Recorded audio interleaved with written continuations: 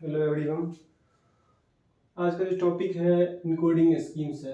ये जो टॉपिक है TRE 1, 2, 3 सब में इससे एक एक क्वेश्चन आया है और सारे एग्जाम्स में इसका ज़रूरत पड़ता है। जैसे स्टेट हो गया, उसमें जैसे बीटेट अभी लेगा तो उसमें भी पूछेगा ही इससे इनकोडिंग से। और TRE 4 जो आएगा उसके लिए बहुत ही इम्पोर्टेंट है, बहुत ही इम्पोर्टेंट होता है। एक क्वेश्चन से 2 क्वेश्चन भी आ सकता है इससे। एक क्वेश्चन तो कन्फर्म ही रहेगा इससे। तो देखते हैं इनकोडिंग स्कीम्स कौन कौन से इनकोडिंग स्कीम्स है। तो सबसे पहला तो इसके बारे में आप सब लोग जानते हैं, ज़्यादा फैमिलियर है। ASCII कोड, ASCII पहला। तो ASCII के बारे में आप क्या जानते हैं? ASCII जो इसका फुल फॉर्म क्या है? American standard code for information interchange.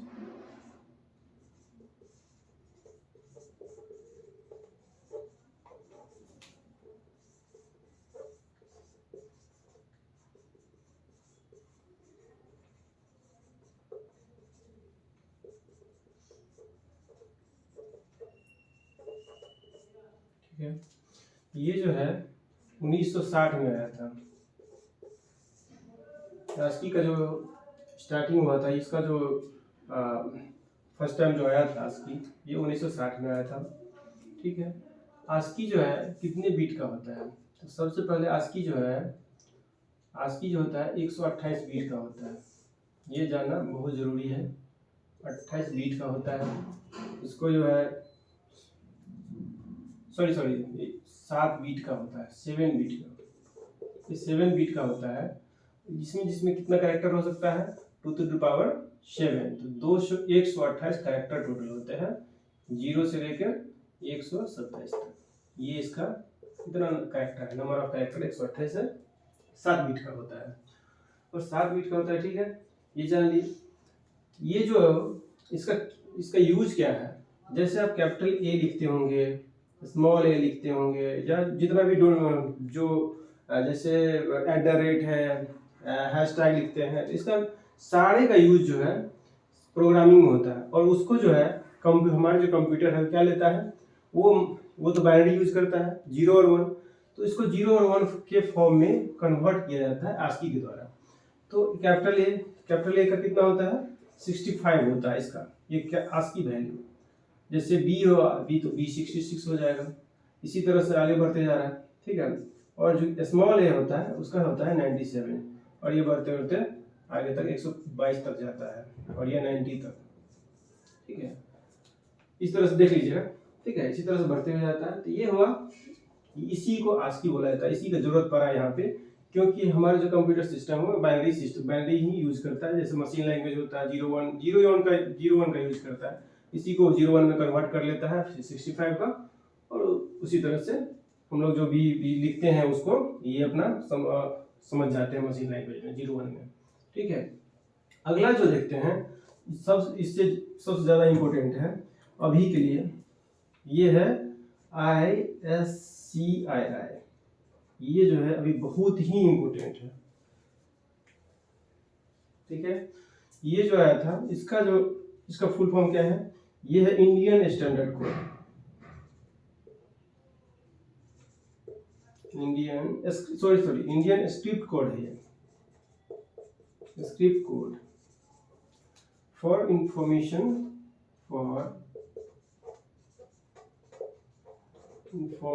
Interchange. ठीक है, ये है इंडियन स्क्रिप्ट कोड। इसका क्यों यूज पड़ा? इसका यूज इसलिए पड़ा है, ASCII के बारे में तो आप जान ही रहे हैं।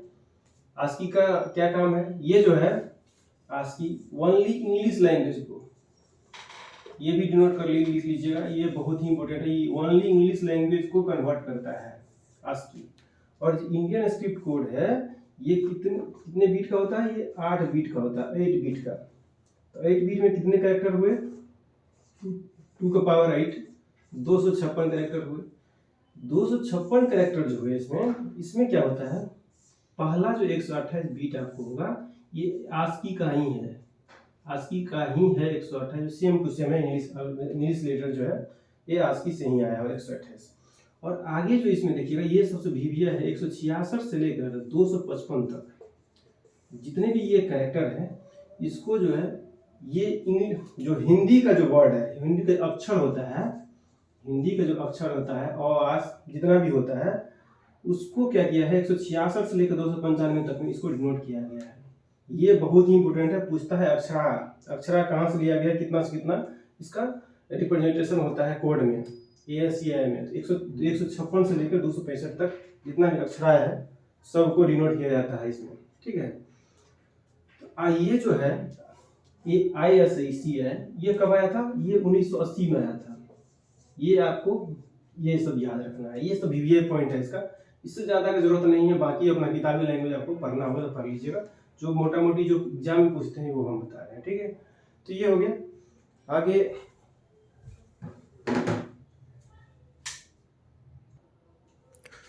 और तीसरा जो है इसी में यह ESCI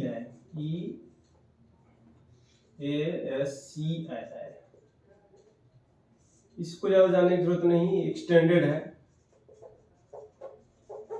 इसको एक्सटेंडेड ASCII बोला जाता है, ठीक है। तो इसके बारे में ज़्यादा जानने की जरूरत नहीं है, इसका ज़्यादा यूज भी नहीं है। और ये जो है ये 8 बीट का होता है, बस ये याद रखिएगा 8 बीट का होता है। और कितने 8 बीट में जान ही रहे हैं 256 कैरेक्टर होता है टोटल, बस ये जानिए। चौथा जो है सब ये बहुत इंपॉर्टेंट है, यूनिकोड।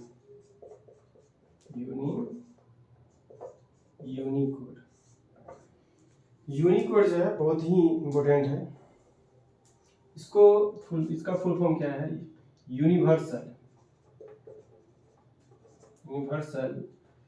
कैरेक्टर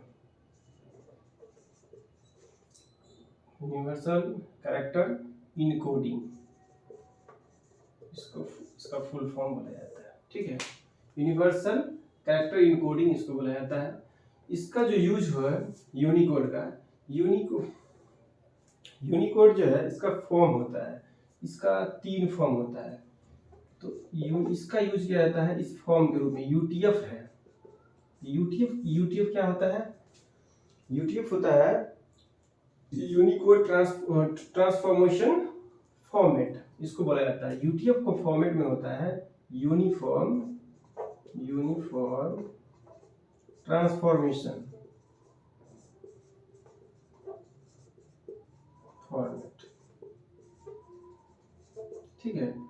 ये जो है इसका 3 फॉर्म होता है और तीनों का यूज होता है, बस ये याद रखना है आप लोगों को। UTF जो है UTF 8 होता है, UTF 16 होता है और UTF 32, ये तीनों का ही यूज होता है। ये कैरेक्टर को इनकोड करने के लिए ये तीनों फॉर्मेट का यूज होता है, ठीक है। और यूनिकोड जो होता है ये सुपरसेट होता है। सुपरसेट किसका होता है, ASCII का। तो इसको ये भी लिख लीजिए, यूनिकोड जो है कैपिटल में लिखिए, Unicode is a superset of ASCII, ये भी पूछता है, ठीक है। तो इसमें इससे ज़्यादा पूछता नहीं है। ये इनकोडिंग स्कीम्स में इतना चीज़ आप लोग याद रखिए, बाकी किताबी नॉलेज जो है आप लोग जानते हैं NCERT से पढ़ सकते हैं। इसके लिए थैंक यू, और लाइक सब्सक्राइब कीजिएगा, शेयर कीजिएगा, धन्यवाद।